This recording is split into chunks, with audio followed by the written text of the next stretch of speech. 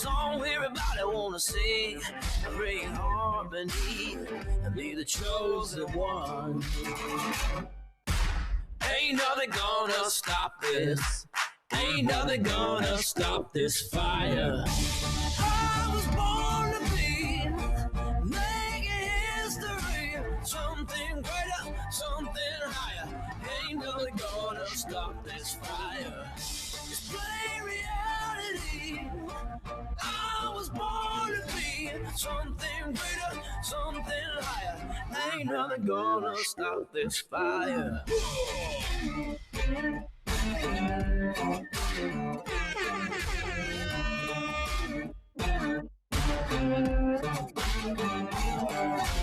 nothing gonna stop this fire, this fire. Ain't nothing gonna stop this fire, this fire. They told me I was never getting far, but those words couldn't take to heart.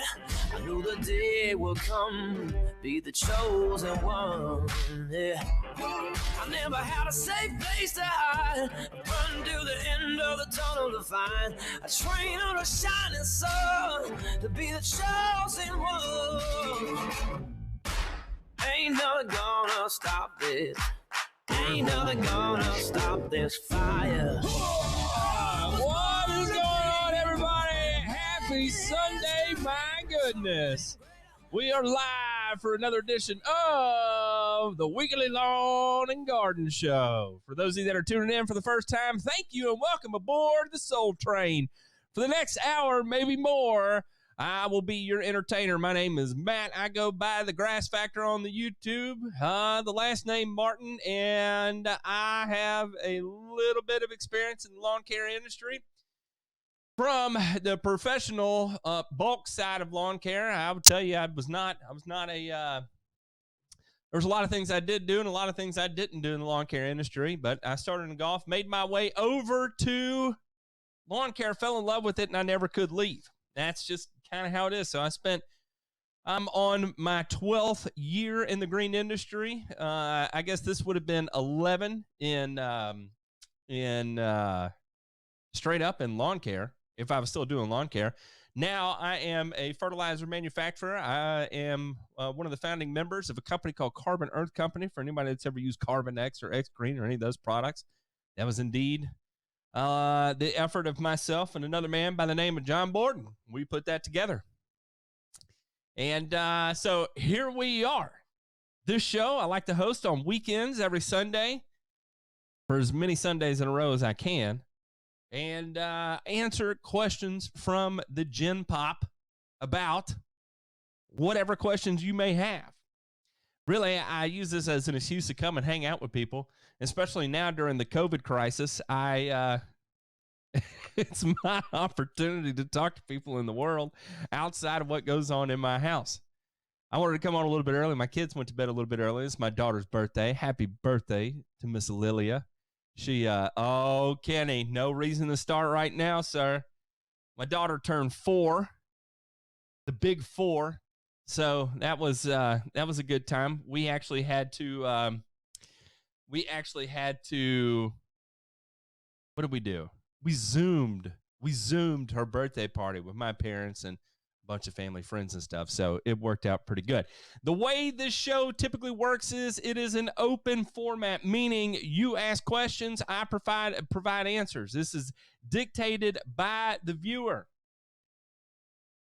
Zach, I will get your question here in a minute. In fact, since you've already asked it twice, I will point you in the right direction, because I've actually already done a video that is pretty in-depth about growth regulators.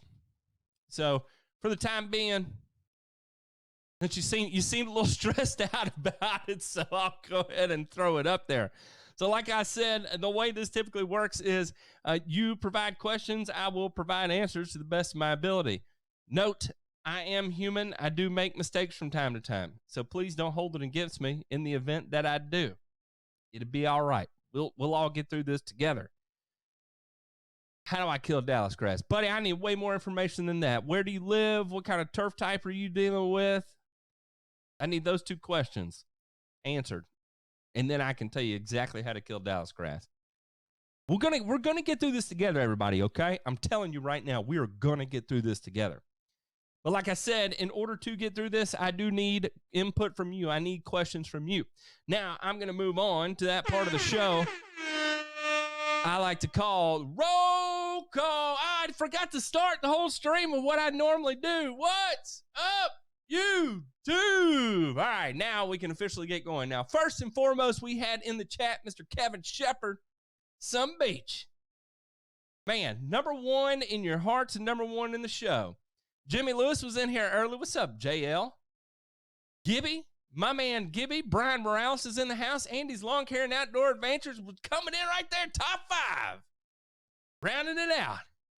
Matt says favorite day of the week. I appreciate that. That's awfully kind of you. I see you're down there in Oklahoma and Bermuda, and I'll tell you real easy, Tribute Total. Start applying in the fall. Tribute Total is the easiest way to kill it. In fact, it's more effective than MSMA. So that's the way to go about it. And if you do spray MSMA, I'm going to go down a huge tangent about why you shouldn't. And if you want me to go down it, I can, Matt. And I'm not doing it to pick on you by any means, not at all. But there's important things that need to be said about MSMA that if you think it's okay to apply, I'll tell you the reasons why it's not. And it's not quite for the reasons you would think. Sandman's Dreamland, what's going on, big dog? The Lawn Stripes was here. John Benefield, how are you, sir? Nicholas Jasmine, what's up, dude? Pool Man, hey, that's what I'm talking. Another tradesman in here. We got Rob Wright, David Hensel, Aaron Taylor, Lucas Shelton, OSU Turf Man, the king of sports turf. Right, y'all. Mike Honcho, Mark Macchione, what's up, dude? Gary Evans, Gravy Lookout. Been trapped inside with the whole weekend with the fam. I was starting to lose it earlier. I'm better now. Glad you're here, sir. I'm glad you're here. Joshua Howard said, what about Dallas grass in South Carolina for fescue? Tribute Total. If you need a little oomph with it, maybe add in a little bit of Acclaim or a little bit of fluazafop, also known as over the top, Ornamec over the top. Those would work extremely well. All right, so I think the questions are starting to come in, and I'm starting to get a little animated. So I'm going to start here, and then I'm going to work my way up. If I do not get to your question, understand I'm on a 20 to 30-second delay. I will get to your question, and I typically answer them for the order that they come in. So understand that you may ask a question now. It may take me 10, 15 minutes to get to it. But stick around. Don't go nowhere because I am going to get to it eventually. I run this show all the way until I get done answering all the questions. How about them apples? If I got to be here for 2 hours, I'll be here for 2 hours. I ain't scared. I ain't worried about a thing, baby. I ain't got nothing but time. I ain't got nothing but time for the viewers for now until I run out of questions. I had to bring the chair up a little bit. Okay. He said he would like more information about MSMA. All right. MSMA, monosodium methanearsenate. It is an arsenic compound. And unfortunately, one of the issues we run into is if you are using an arsenic compound, that does not look good, especially its ability to run, move into water, accumulate in the soil. All of that looks bad. So what has happened is the EPA banned it from lawn care, from all uses except for right-of-ways in certain instances and golf and in certain instances. If we are to go against it and continue to be the biggest purchasers and appliers of MSMA, you know what they're going to do? Not only will they pull MSMA completely out of manufacturing production, it paints the picture to the EPA and other agencies that we're not able to take care of the privileges we have. Therefore, we shouldn't have access to anything. Look at what's happening right now with imidacloprid. Is imidacloprid the big issue? No, it's its inability to follow labels. Inability to follow labels is all the whole problem with imidacloprid. Do you know how the whole imidacloprid argument started? Somebody was spraying Bradford pears up in the Pacific Northwest while they were in full bloom. Smoked. The owner of the company came out and they had a parking lot full of dead bees. That's how the whole thing started. So So it would be the same thing with MSMA. If people were to continue to apply it and then you start testing for arsenic, whether it's arsenate or arsenic, whether it's an organic or inorganic form, doesn't matter. It's all going to show up on the same test. And then you know who's going to have to suffer from it? You and I. You and I do. And I don't know if you're a pro applicator or not, but if you are, then you are the one who's going to have to suffer. For a homeowner, it's just property rights, right? Nah, they took it off the market. I'll figure out a way. But for me, it's how I make a living. That's how I provide for my family. And it's another tool that's been removed from my toolbox that allows me to separate myself from my competition to have a viable business. So if anyone that's listening wants to continue to apply MSMA, don't. Just don't. Don't do that. Don't be that irresponsible. And if you do want to do it, sure as hell, do not tell anybody about it. But I will warn you, you get caught doing it, you are screwed. Screwed. Not only from that fact, especially if you're the applicator or you're the person that is making the applications and it starts showing up in water, not good. Not good. When arsenic starts showing up in water in big concentrations, guess what? They're probably going to start looking pretty aggressively. Do you want to carry that burden? Do you want to be the facilitator of the whole reason why more and more lawn care products get pulled off the market? Because ultimately, that'll be the burden that you wear by participating in it. So that's the information on MSMA. There's a reason why it's not labeled for residential and professional use anymore. And it's because its privilege was abused. And so they took it away. And if we can't demonstrate that we can follow those directions, they're going to go right down the list of everything that's quote-unquote controversial. You know what will be next on the list? If MSMA ends up being fully pulled, you know what's next on the list? 2,4-D.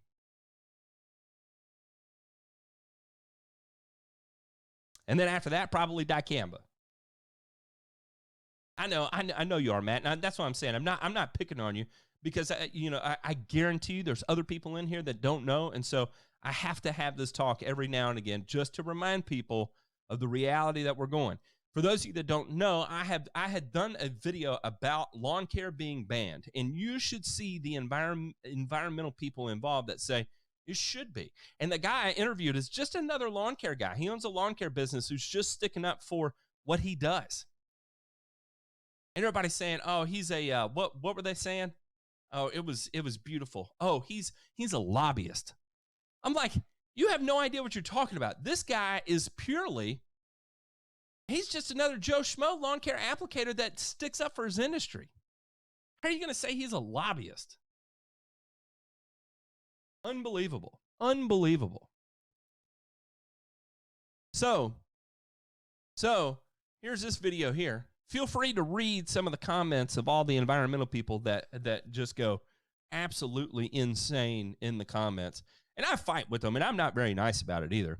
And I try and stay with a very scientific approach for my arguments. But the reality of the situation is this. Nobody cares about the science. The problem is that everybody becomes so, what's the word?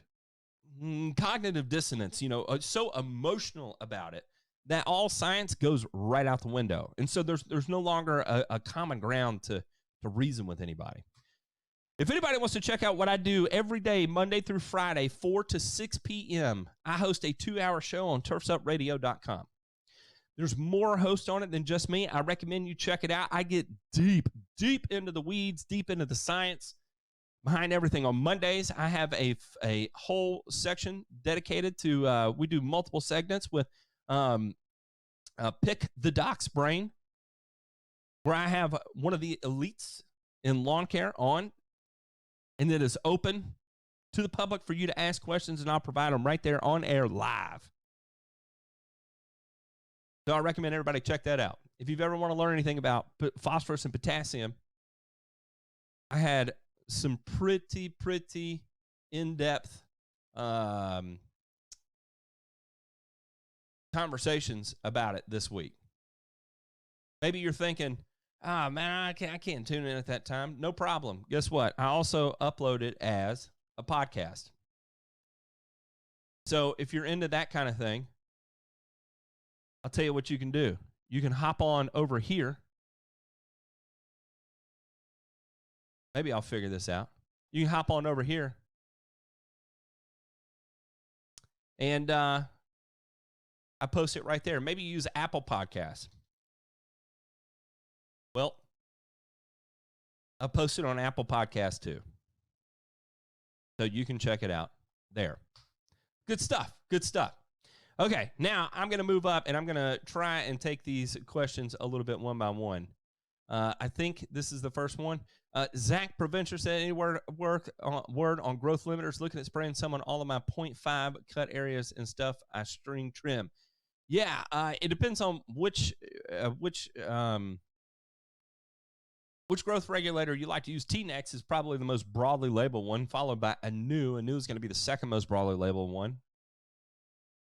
Look at this. I got a good job, Matt. Hey, thank you. I think that may be Lala. Lala, if you're watching, thank you. I appreciate that.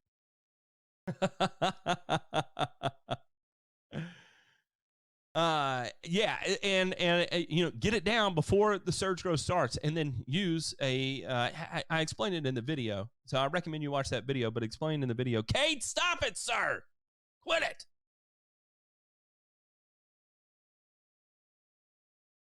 What's up, Matt? Got that CX Pro today. Good looking out. Thank you, sir. Is it safe to mix tenacity with speed zone? Yes, by all means it is. And in fact, I like that because think about what's in speed zone. You're talking about two modes of action there. You have synthetic growth hormones. You have PPOI in carfentrazone. And then you add a third mode of action, which is an HPPD inhibitor in tenacity, mesotrione. So that's three modes of actions. That's a very, very effective mix, and I highly recommend you using that to knock out your broadleaf weeds there, Rob Wright. I think that's a great mix. Matt, I have a half a bag of Carbon X from last year that clumped up. Any reason why I shouldn't throw it in the garden? Nope. By all means, you certainly can. How long will discoloration last on my Bermuda with tenacity? Upwards of 3 weeks, depending on the rate you use. It's all variable based on how hard it's growing, what your temperatures are, what your soil temperatures are, how much irrigation it's getting.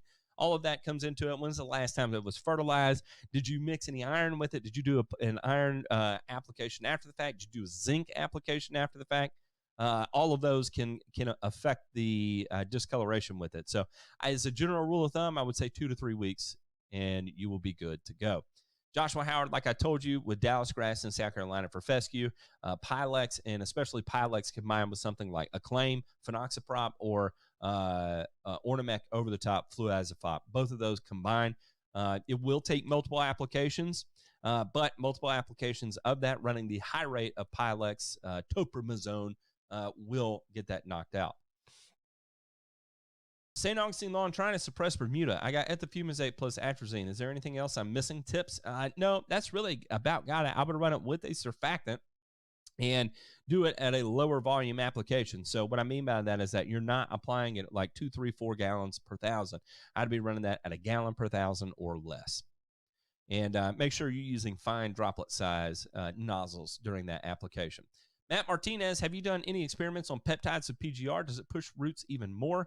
I have not personally done that, but in just kind of working out how the product works. So we know the peptide, a root hair promoting peptide, is going to signal energy towards the root system. And if you're using something to suspend gibberellic acid production in the plant, then that energy does have to go somewhere. So will it have a synergistic effect and increase it even more? I don't know. If you're already diverting energy that way, I'm not sure how a PGR is going to increase it even more. Now, with the tighter cellular structure, tighter nodes in the plant, obviously that's not going to have any effect on the peptides. So it just seems like an all-around way to focus on both top growth and root growth in the same way. I like it as an application, Matt Martinez, but I don't think it's going to push roots even more. Nicholas Polio, certainty used to be labeled for Poetriv in cool season lawns. Now it's not. I don't want to go off label, but why change? I have a client's yard that has been slowly taken over by Poetriv. Thoughts? The reason why it was taken off is because all of these newer cultivars and cool season grasses, unfortunately, are dying due to certainty. Sulfosulfuron is a known cool season grass injurer. Kentucky bluegrass is probably the most tolerant of it. Fescue and ryegrasses being the least tolerant of it.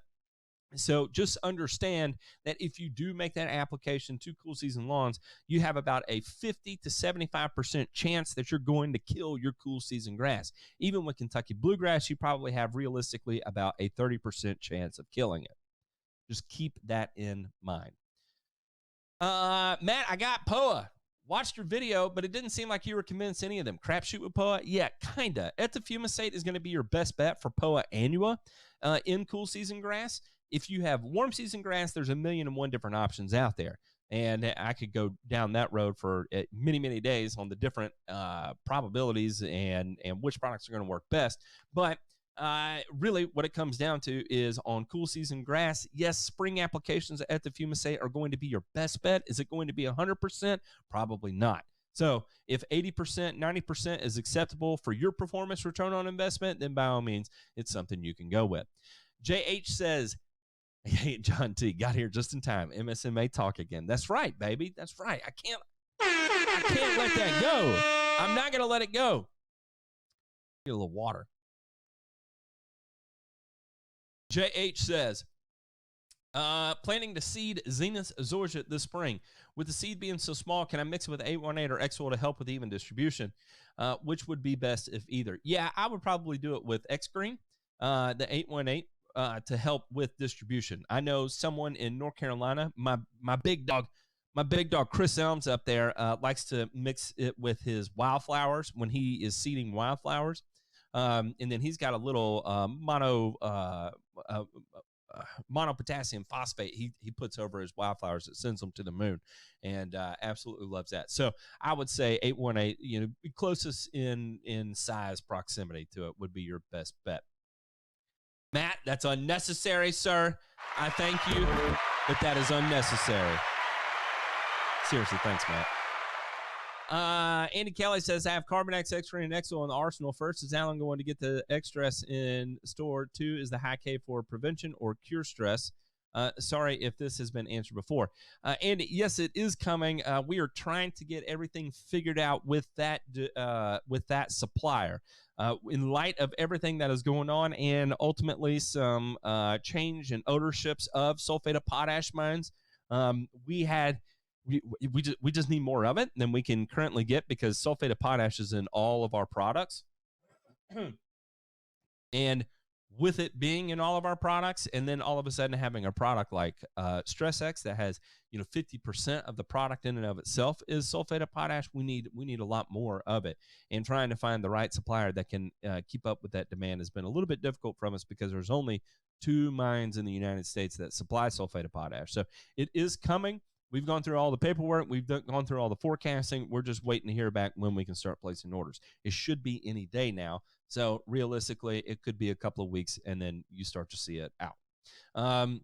Now, on the flip side of that is high K for prevention or curative? Well, it's only for if you are deficient in potassium. So if you take a soil test and you look at it and you see you're extremely low in potassium, or not even extremely low, just low in potassium, and you want to do something to bring up your potassium levels, you can purchase a product like Stress X. Because what happens is that you start to see the oncome of stress if you do not supplement with potassium. You start running into deficiency situations, and that's when outside stress begins to take out plants unnecessarily fast. So using a product like Stress X in the event of keeping you from becoming potassium deficient means a lot of those stress symptoms, yes, you're still going to face environmental stresses. It's not going to prohibit that at all. That's not what I'm saying. What I'm saying is that symptoms that would occur from potassium deficiency that could cause stress, you will no longer have to face because you're not going to be potassium deficient.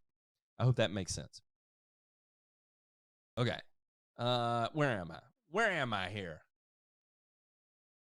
Fescue Freddy said, everyone should be a lobbyist for their career when it's on the line.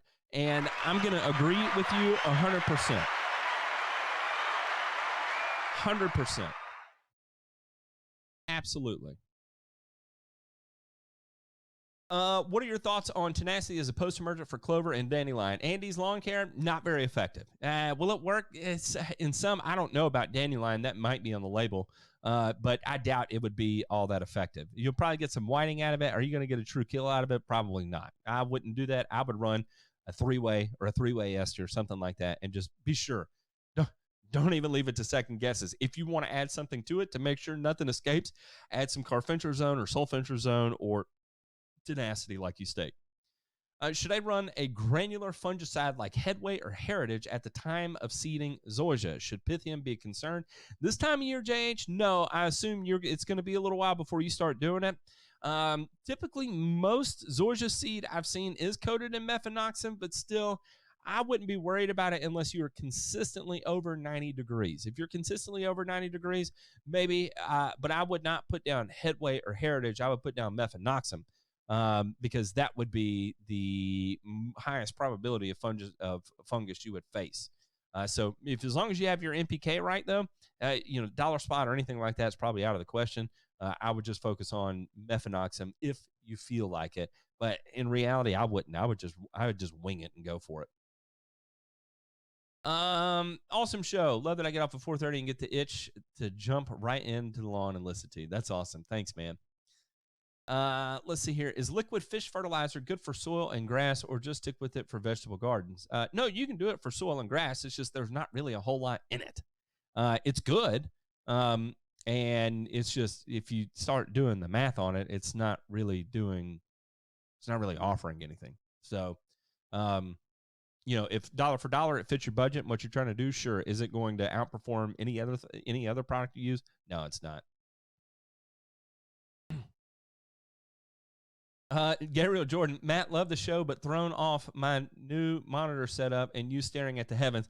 I know. I had to get new monitors, and so I'm staring at the heavens. Let me see if I can move this down here. Let me put it right here. Let me do this. I think this is better, right? This is better. I think I can do this. This is a smaller monitor, so it's a little harder to see, but I can blow this up like this. Hey, how about that? I can read this now. This is actually easy to read. My goodness. Okay. Where am I?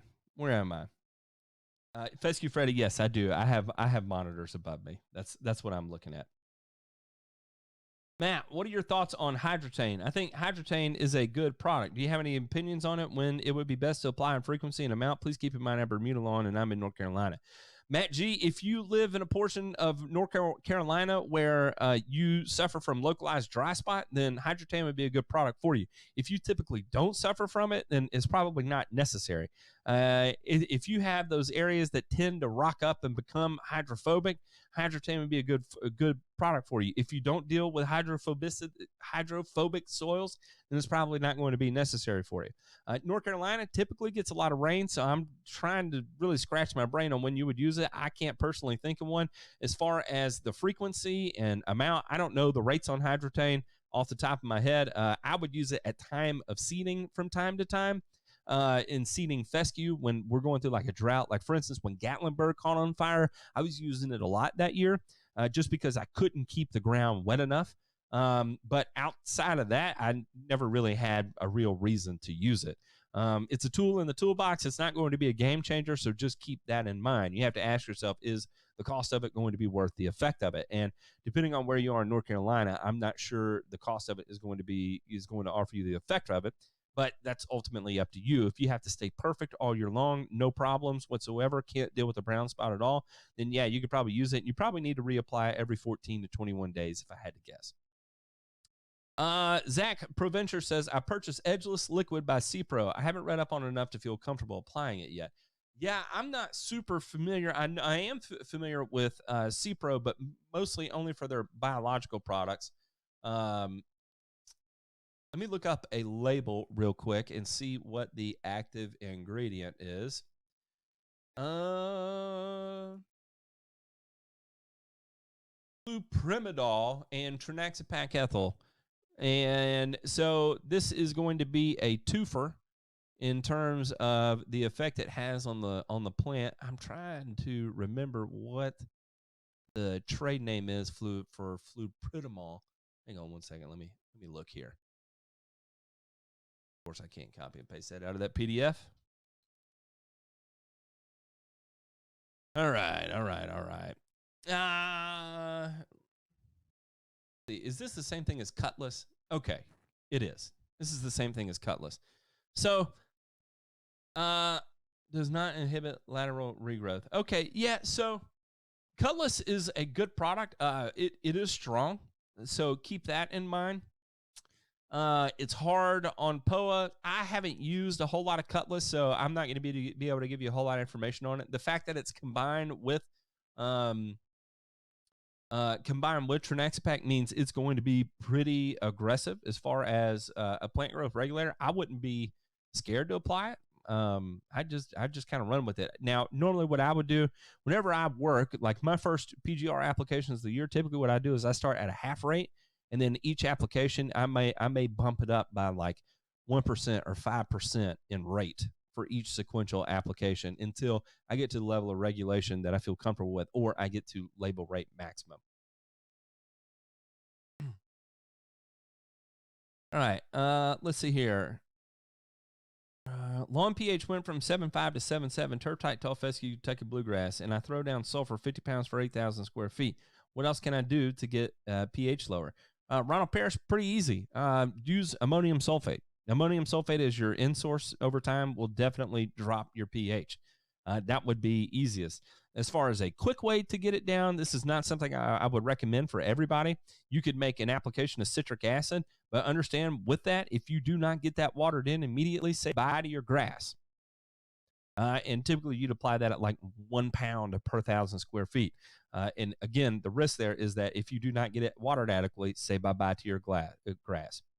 Hey, man, I did some frost seeding in February and put down some Scott Starter plus Tenacity 3 days ago along with some X-Oil.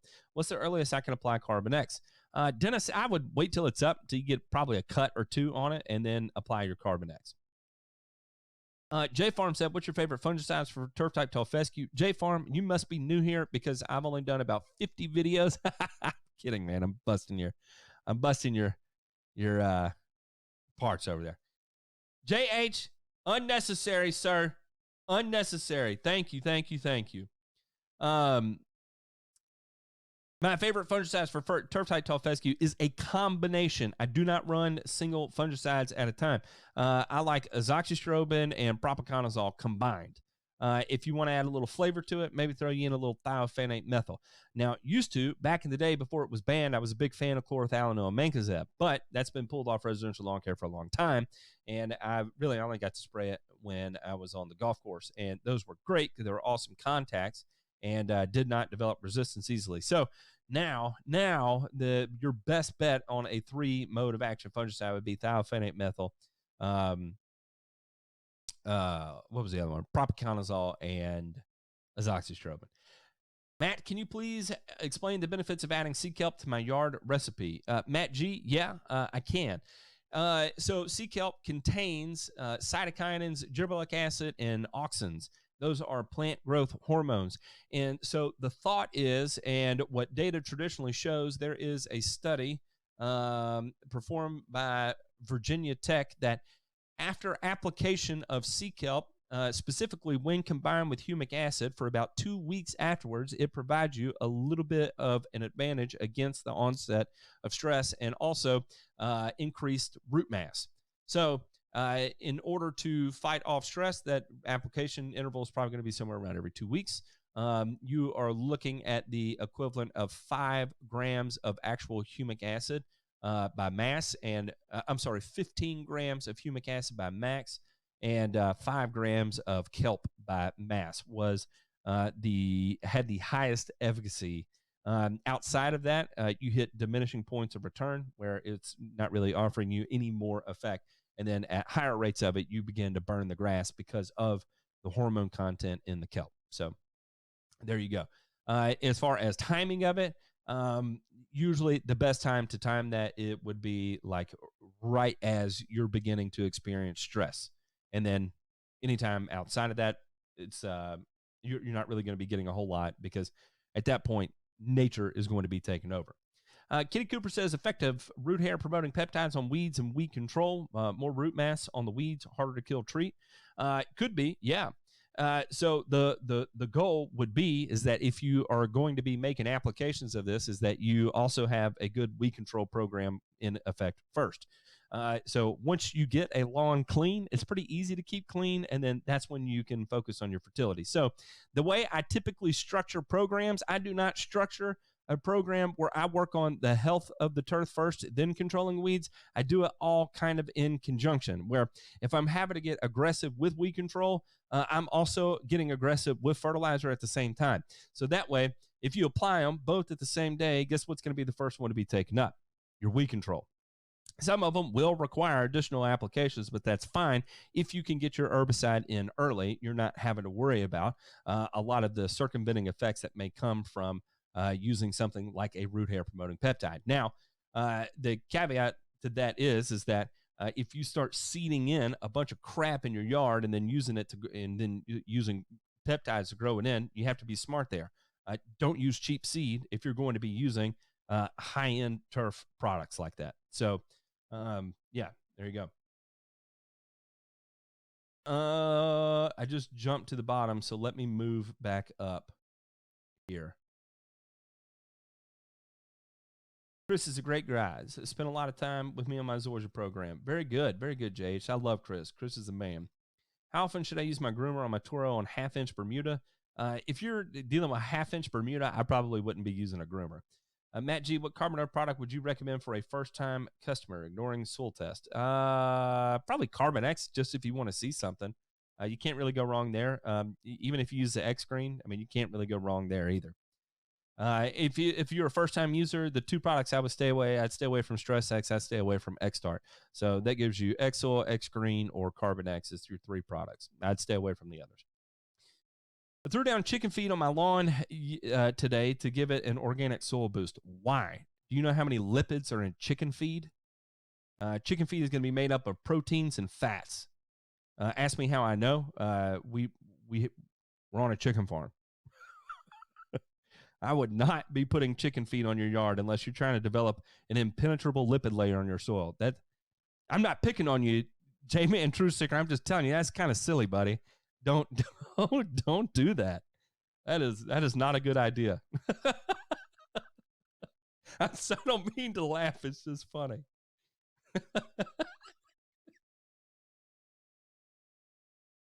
Don't do that, man. Seriously.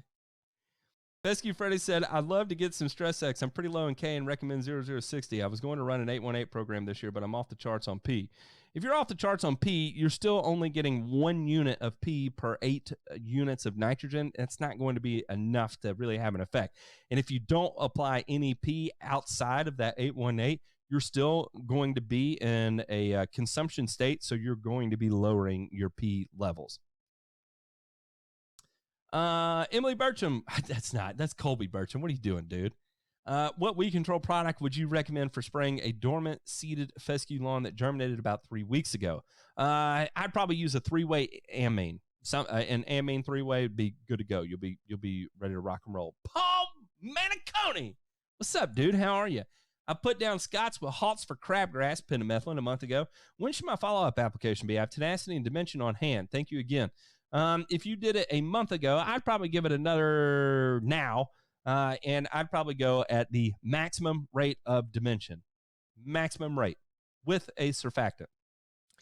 Mike Honcho, what's the Apple podcast? Turf's Up? Yeah, that's right. On Turf's Up Radio. Here, I will post the link again. Yes, it is a repeat of my shows on Turf's Up Radio.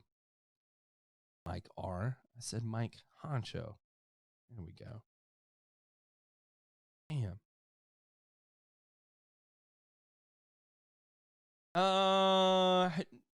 Nicholas says, wait, what did you say, Colby? Yeah, weed control product. You're talking about post-merger. Yeah, I would say 3-way amine. You'll be fine. Nicholas Jasmine, what makes St. Augustine so sensitive to fungus? Is there something I can do beside using fungicide all the time? If you're dealing with fungus, first things first, if you're dealing with that much of it, chances are something is off. Check your soil samples. I'm just willing to guess you have super deficient potassium levels, or you have extremely high pH or extremely low pH. Just kind of a guess. I don't know. I kind of need more information than that. It doesn't necessarily have to be all that. Doesn't have to be that sensitive. And we had a question here. It was flagged, but now I've got it, unflagged it. Manny Chava said, how do I deal with neighbors? My neighbor just told me to stop cutting his side and spraying. Okay, if you're cutting his side, stop. Stay on the property line. And if he continues to be aggressive about it, I don't know. I don't know, man. I don't have neighbors. But in the event that ever happened to me as a professional lawn care applicator where somebody accused me of spraying over the yard, one, I didn't spray over in the neighbor's yard ever because of this happening. And if they go start pulling soil tests and see I did spray over there, they could easily prosecute me to the fullest extent of the law. So I just didn't do it. So my best bet would be put up some sort of line that's a defined line from a, what do they call it? What's a surveyor? So that way you know exactly where everything is and there's no ifs, ands, buts or about it or guesses. Just run with it. Let's see. Where's this? POA should die out when it gets hot, right? Yes, absolutely. It should. Unless you're dealing with POA trivialis, then it goes dormant when it gets hot. It does not die. It goes dormant.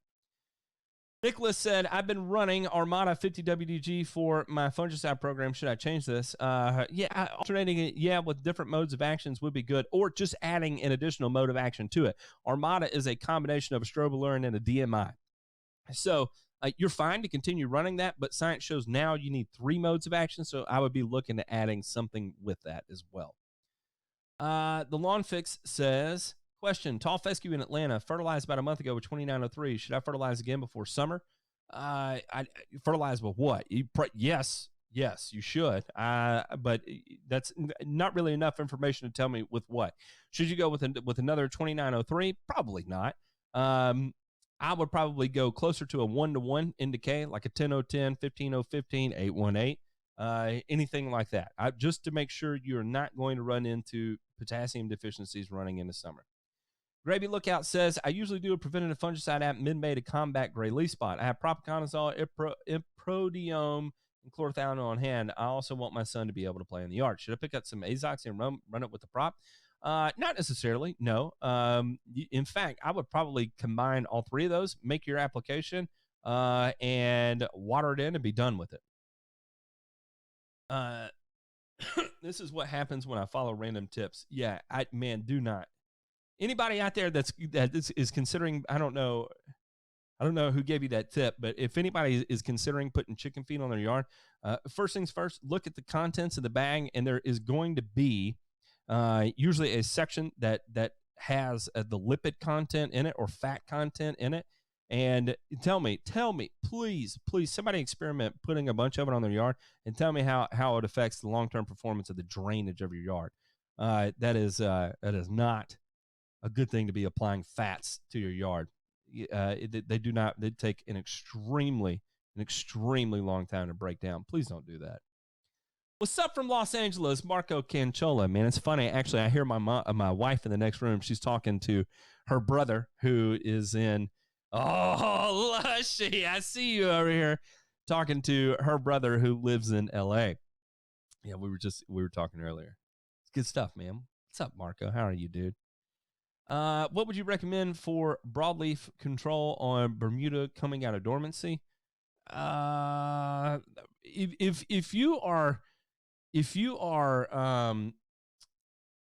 going over, how far are you out of dormancy? Like, I would probably stay away from metsulfuron methyl in transition. But hey, if you're over 50% greened up and you've got warming trends in the forecast without any risk of frost, you can probably get away with it. But yeah, either that three-way, never really have any issues with.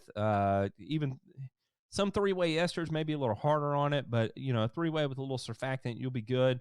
I mean, I've sprayed even three-way and simazine on parsley, on Bermuda in transition without any real major effects. So, X great shots, Kevin. What are you doing? What are you doing? This is going off camera, sir.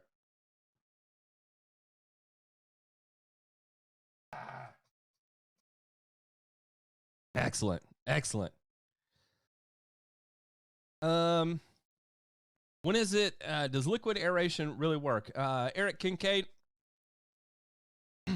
That's a good question. So, I had done a video about liquid aeration, but I was wrong in that video. And what I was particularly wrong about was a process called saponification.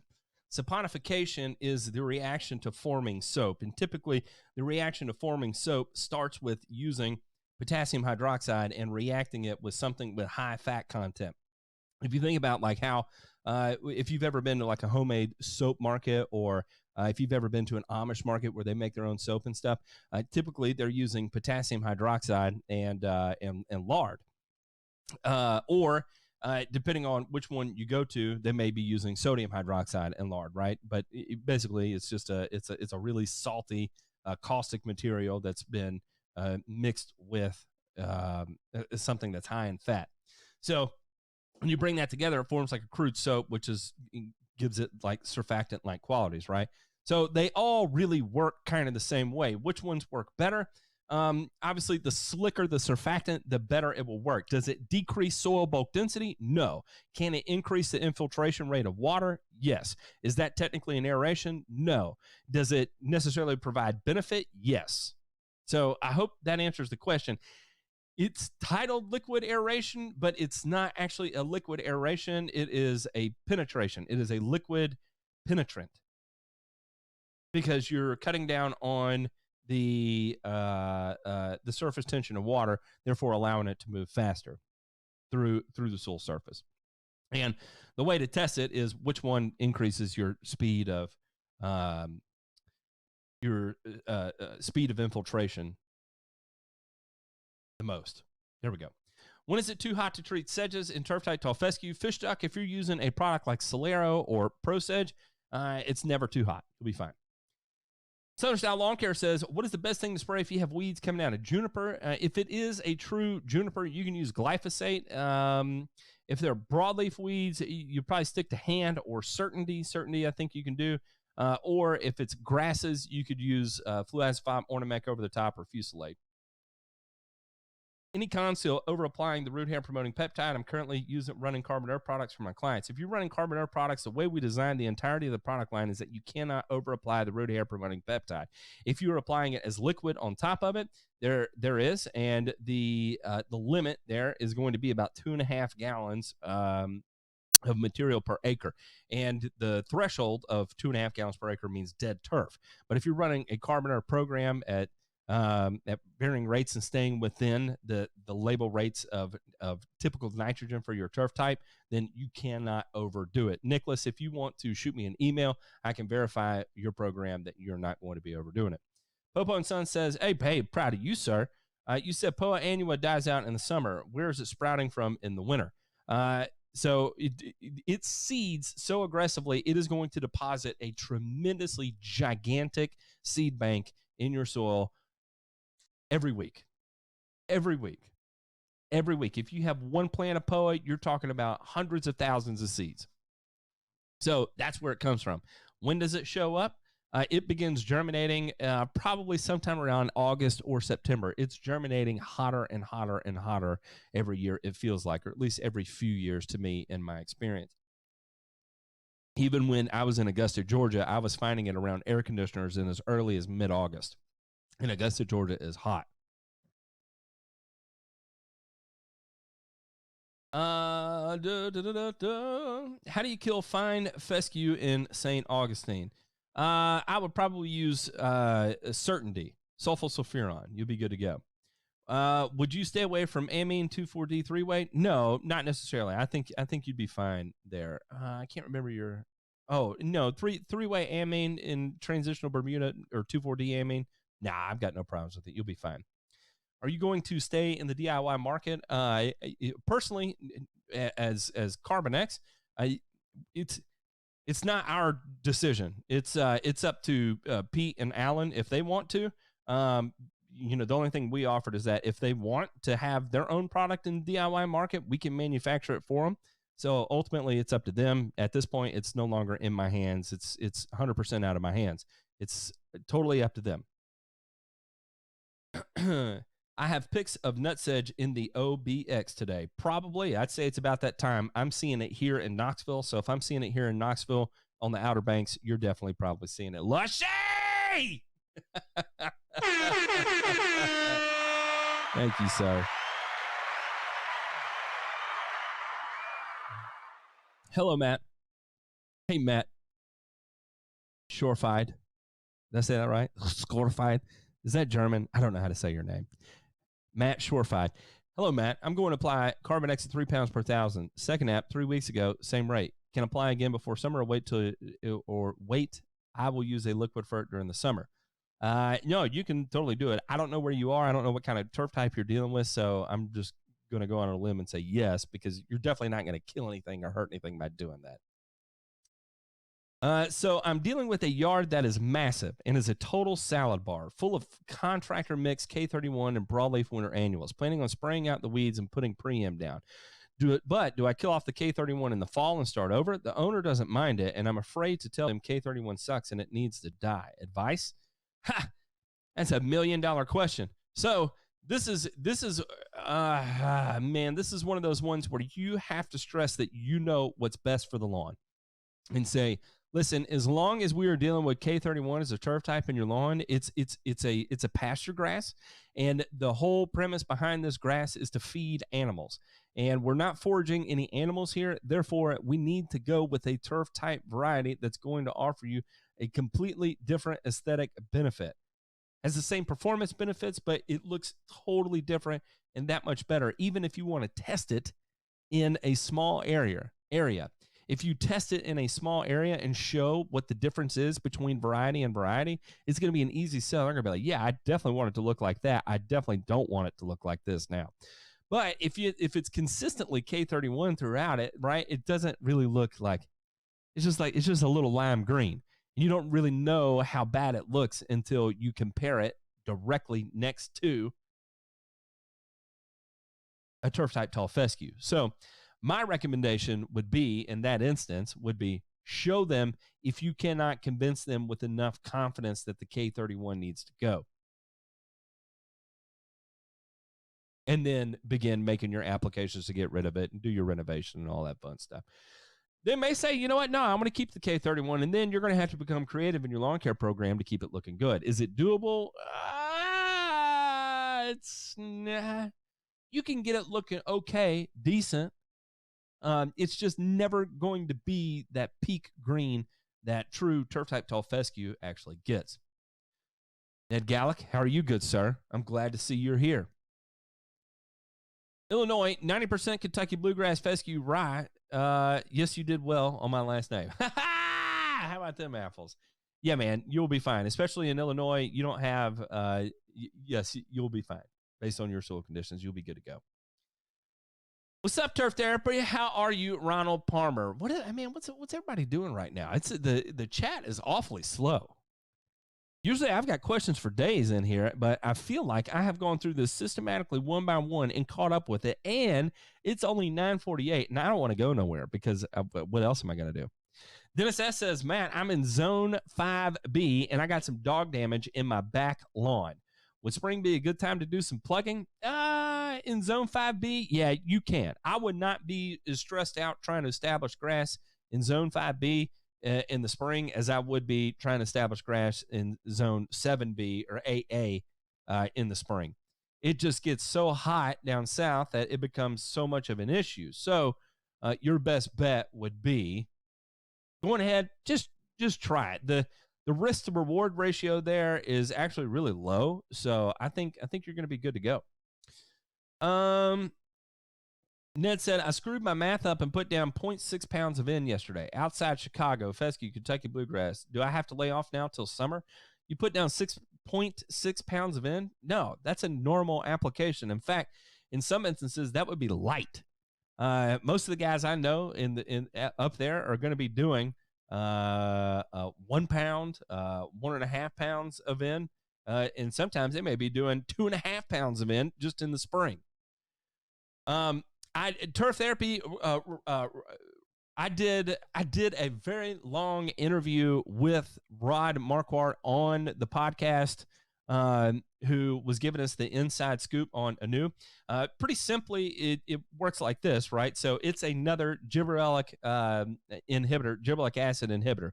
Gibberellic acid would be the growth hormone in the plant that causes it to reach for light. So if you suspend gibberellic acid in the plant, it's no longer reaching for light. Photosynthesis still takes place, and instead of that energy going towards reaching upward, growing upward, looking for light, the energy just goes to other processes in the plant, right? So, okay. And for instance, like tall fescue is going to tolerate higher rates of it. Tall fescue, ryegrass, Kentucky bluegrass are all going to take higher rates. So, the reason why you tend to see the effects that you see on like POA with it is that POA becomes sensitive to it at high rates, whereas fescue, Kentucky bluegrass, and ryegrass are not sensitive to it, and you can apply higher and higher rates and regulate it higher and higher. So, yeah, you'll be good to go. Jay Farm, I did not belittle you. Stop it. You stop it right now. You stop it. Matt, what should I be doing now to help prevent spotted spurs that will be coming in the summer? That's a good question. Good luck. Maybe Dimension would help. Maybe if you want to wait until like late May, early June, do an application of Gallery isoxaben. That would be a big benefit for you. But outside of that, good luck, man. There's not really going to be a whole lot you can do. Barry Kavanaugh said, talk to me about peptides. What are they for? Okay, well, first and foremost, let me stress they're not for everybody. So the whole premise behind the product and the root hair promoting peptide is that you take a soy-based product and you extract it with an HA12 protease enzyme. Not all amino acids are peptides. Not all peptides are amino acids. Not all soy protein hydrolysates are the root hair promoting peptide. Not all protein hydrolysates are root hair promoting peptides. It is only the root hair promoting peptide is only a soy-based product that is extracted with the HA12 protease enzyme. So very specific, very few products actually contain it. Now, on the flip side, what is it used for? It's used specifically it's a signal to the plant, right? So it's a cluster of amino acids that affect the actual amine function within the plant that signal to the plant to divert energy towards the production of both root mass, root structure, and root hairs. So by doing that, what you're actually stimulating is a nutrient acquisition response. They kind of colloquially call that a nutrient acquisition response, because by sending that root system into overdrive, ultimately you're sending it out and allowing it to increase the nutrients that are being taken up in deeper areas of the soil that may not have been quote unquote tapped yet. So that's the premise behind the product. Now, if you talk about it from a stress-based situation, right? It's pretty simple. So naturally, your root system is going to slough, meaning get shorter in cool season grasses during the summertime. And so in order to prevent some of that sloughing from taking place, that's when you would apply a product like the root hair promoting peptide in the summer to avoid that sloughing from taking place. Then you can keep the root system deep enough to stay out of the heat that comes with being in shallower soil, thus inhibiting or slowing the onset of stress. So ultimately, it's similar to kelp in function, but it does not stimulate the plant through growth hormones. It is actually a physical signal to the plant to divert energy there instead of hormonally forcing the plant to grow in a certain response direction. Let's see. Is there a way to estimate minimum rates for NPK and micros in cool season turf? Kevin Shepard, yes. The easy way to do that is to go to Pace Turf and look for the climate appraisal program, climate appraisal form. If you're not using a climate appraisal form to estimate the NPK and nutrient requirements of your turf, then you're probably not approaching turf the correct way. So you can hop on over there, use it, and that will tell you based on accurate historical weather data from your area about what your nutrient demand will be, and you can thus plan your programs accordingly. In fact, you can even input the data from your I just heard a weird noise. You can even input the data from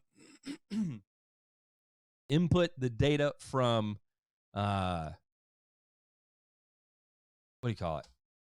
Your soil test in there, and then it will even guide you more so into your application. Peptides are great with coffee and beer. There we go.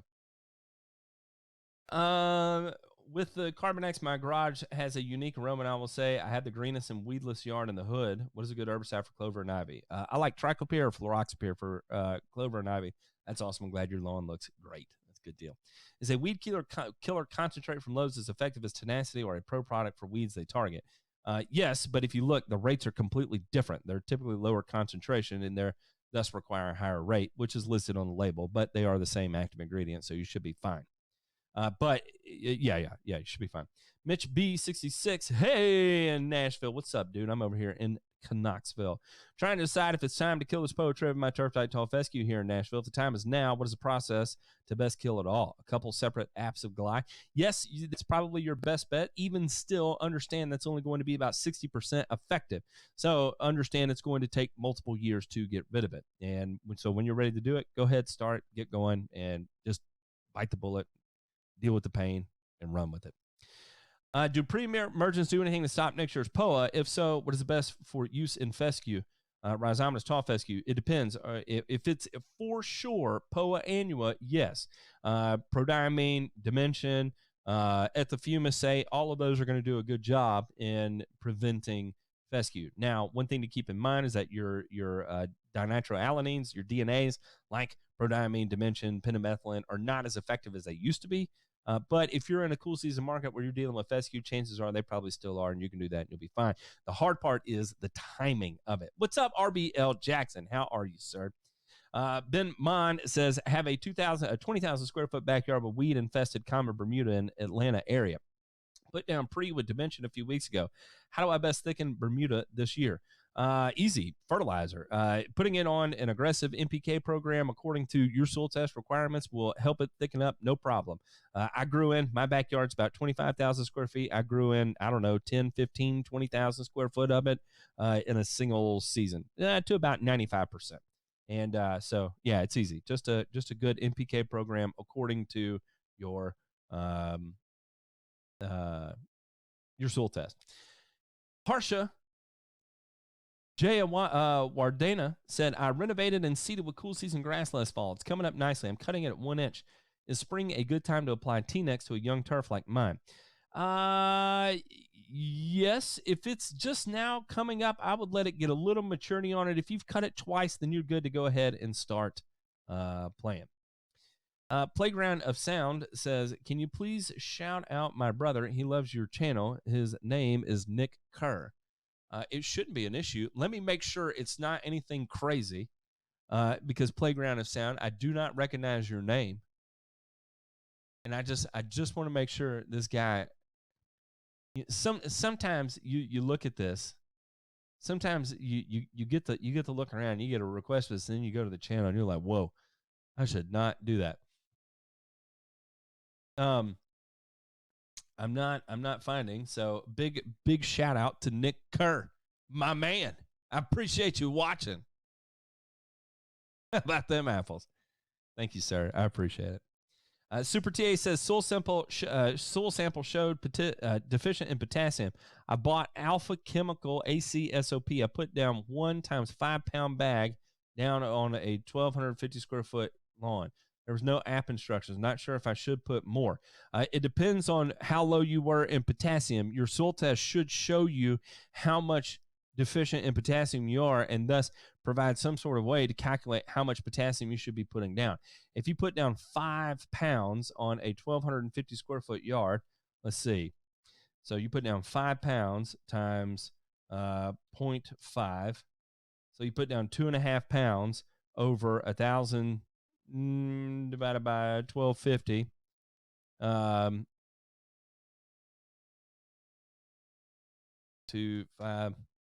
So roughly 2 pounds per 1,000 of actual K.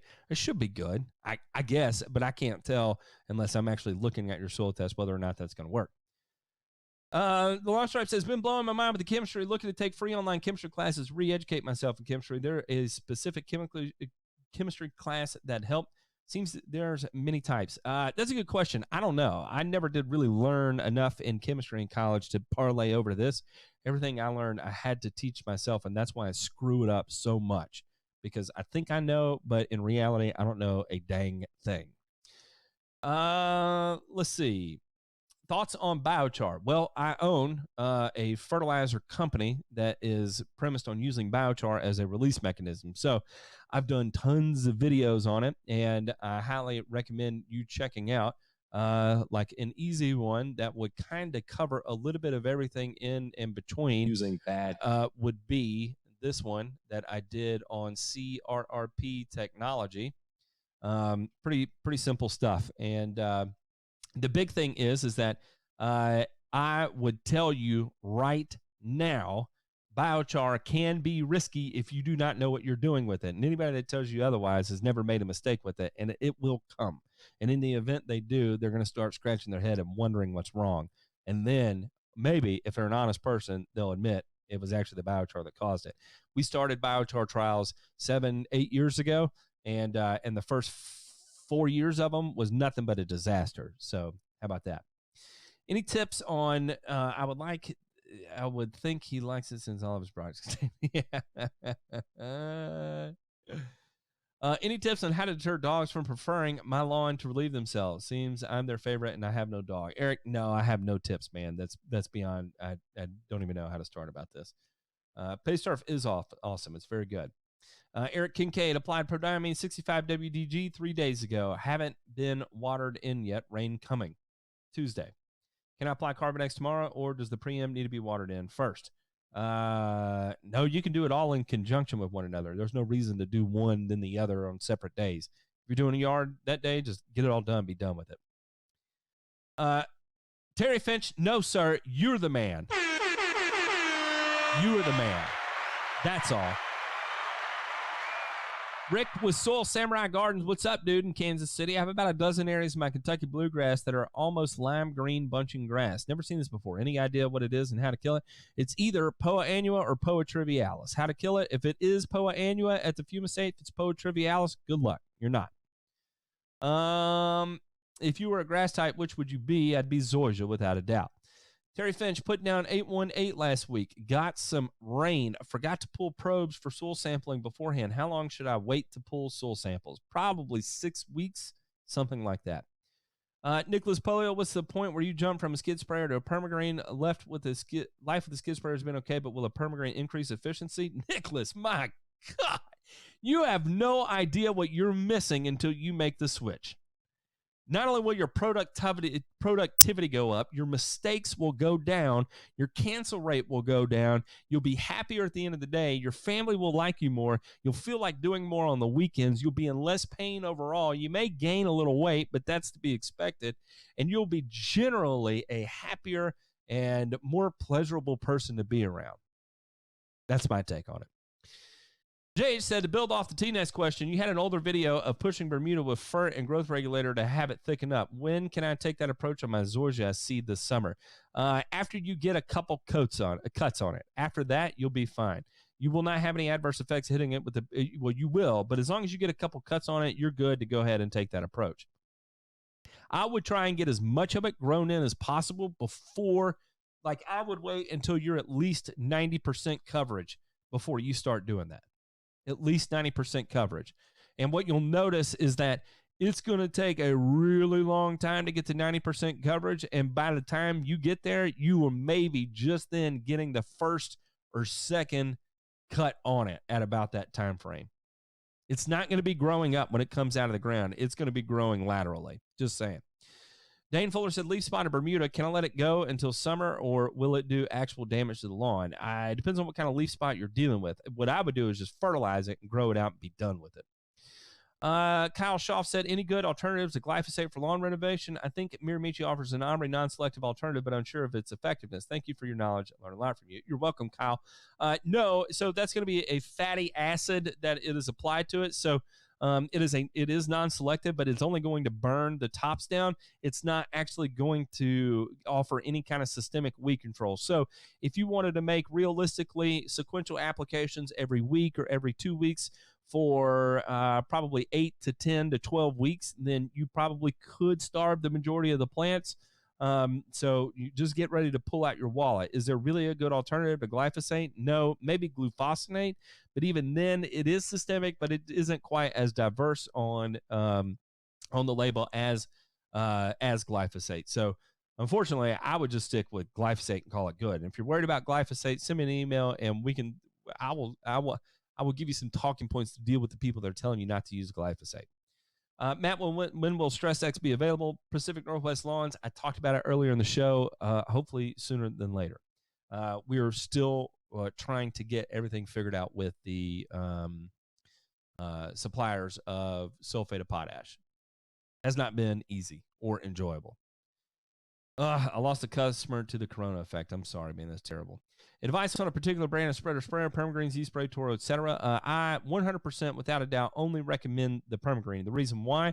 Simplicity. There's no knobs or levers that you have to mess with. It's pretty much set it and forget it. 2, scalability.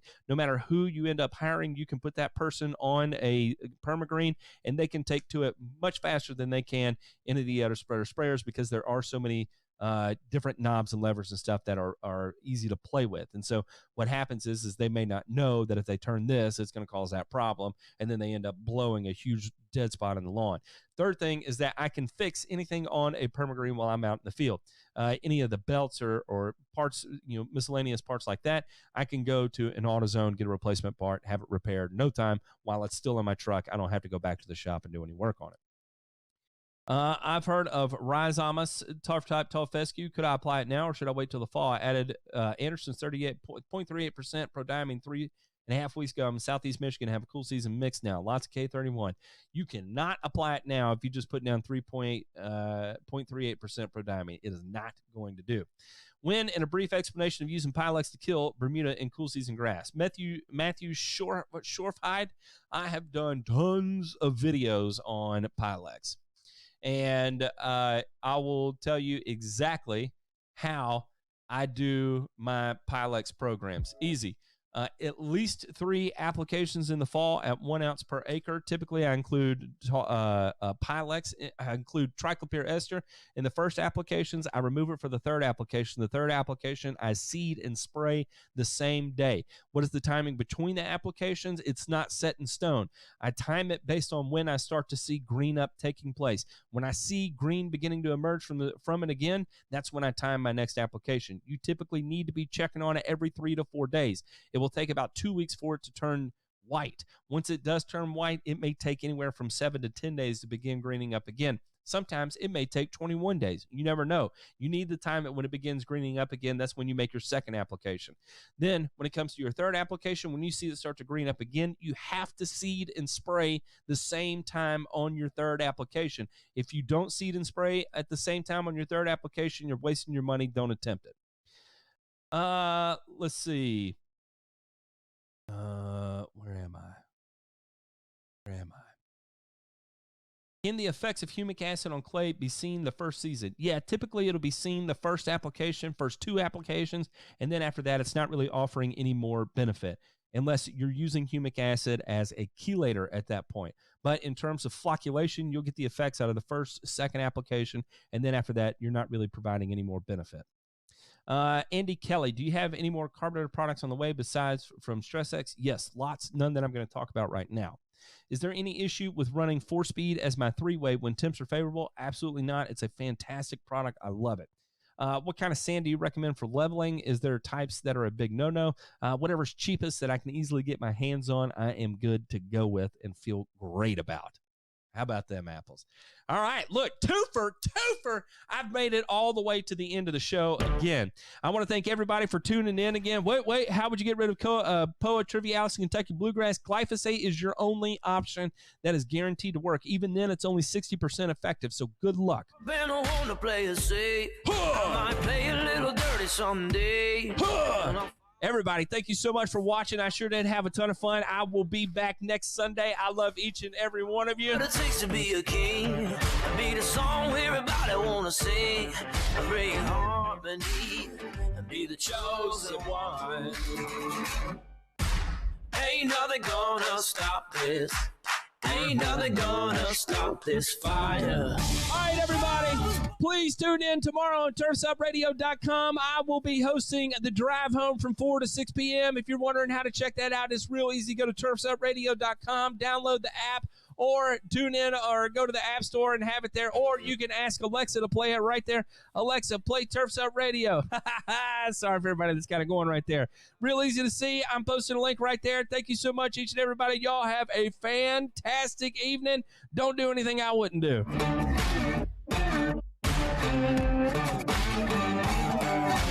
nothing gonna stop this fire, this fire. Ain't nothing gonna stop this fire, this fire. They told me I was never getting far, but those words couldn't take to heart. I knew the day would come, be the chosen one. Yeah. I never had a safe place to hide, run to the end of the tunnel to find a train on a shining sun, to be the chosen one. Ain't nothing gonna stop this. Ain't nothing gonna stop this fire. I was born to be making history, something greater, something higher. Ain't nothing gonna stop this fire. It's plain reality. I was born to be something greater, something higher. Ain't nothing gonna stop this fire.